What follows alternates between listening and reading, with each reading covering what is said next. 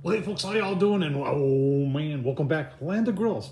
And today we've got some boneless beef short ribs that oh boy, I tell you what, I've struggled with cooking these, and I'm hoping it's going to work today. So what I want to do is I want to get some smoke on them, not get them cooked all the way, get them covered, and we're going to take a look at those beef short ribs. But we're going to talk about which grill should you do for that. So I got a couple pellet grills. Well, even got that new portable pellet grill.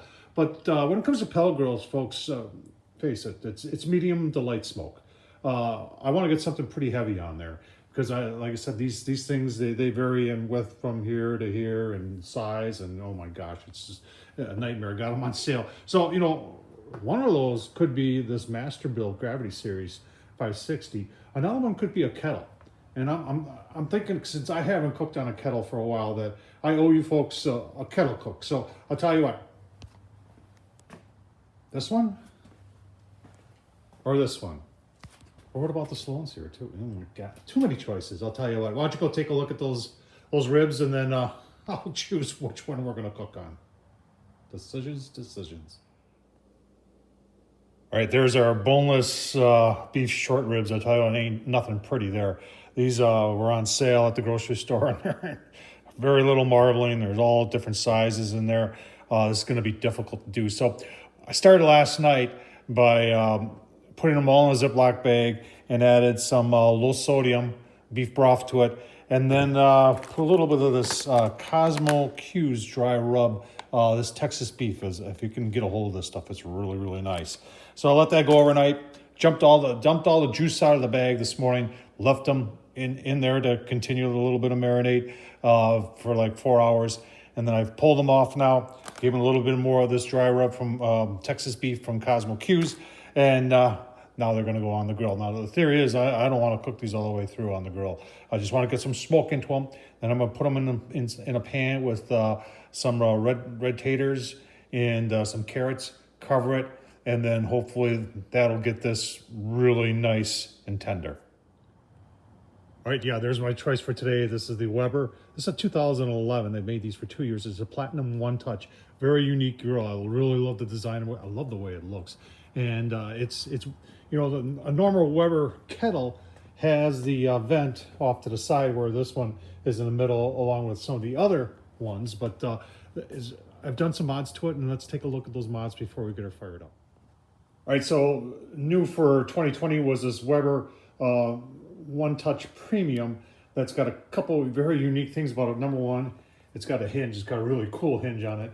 And number two, on the inside, it's got this diffuser plate with charcoal basket underneath it, which is really kind of cool and really increases your indirect cooking space. Now, you would think Weber would sell this as an accessory that anybody could buy it.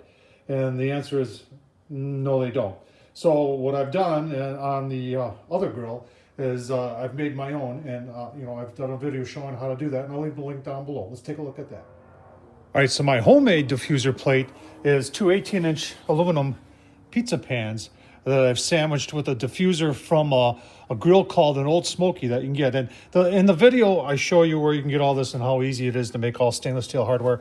And then the basket is also metal, and that's just perforated metal that I cut and just bolted together. And it works just great, and that's what we're going to use today. Also, folks, I got a new ash sweep in there, hard to say. And Tom Horseman YouTube, if you want to see how easy it is to put an ash sweep on your Weber kettle. All right, charcoal I'm using is this B&B Hotter, Longer, Cleaner. Folks, if you can find this stuff, beats Kingsford hands down. All right, we got our B&B started, folks. That's our setup right there. Got the grill on there. Got the plate covered with some aluminum foil, and then we'll get our ribs on. All right, smoke's rolling. We're just starting to come up to temp here. I'm going to let this come up a little bit, and then I'm going to shut down, not all the way, but shut down our vent a little bit. Leave it maybe about a third open, maybe not even that. And like I said, all I'm looking to do is get some smoke on there. And if you're wondering what the water's out there for, remember, smoke likes to stick to wet meat. So give it a spritz already, and maybe one more before we pull them off. So keep on watching, give you a couple look-sees. That's just a shameless plug right there. I don't know who did that.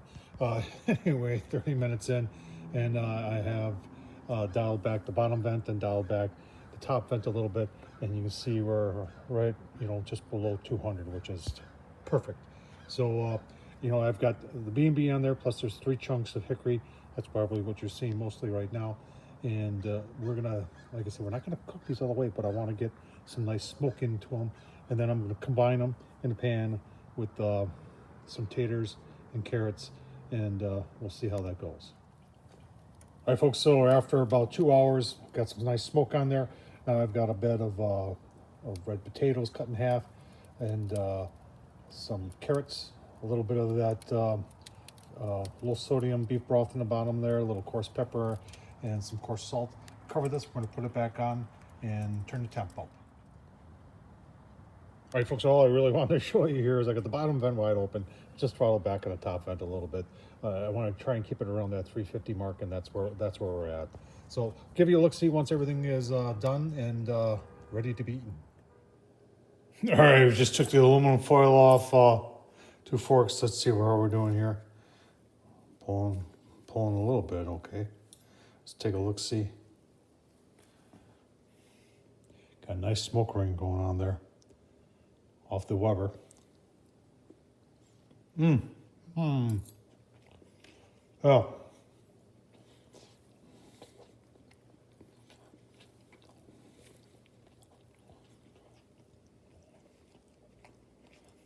Look at that smoke ring. That's awesome. Folks, hope you enjoyed this. Tom Horseman on YouTube. Made those beef short ribs boneless work.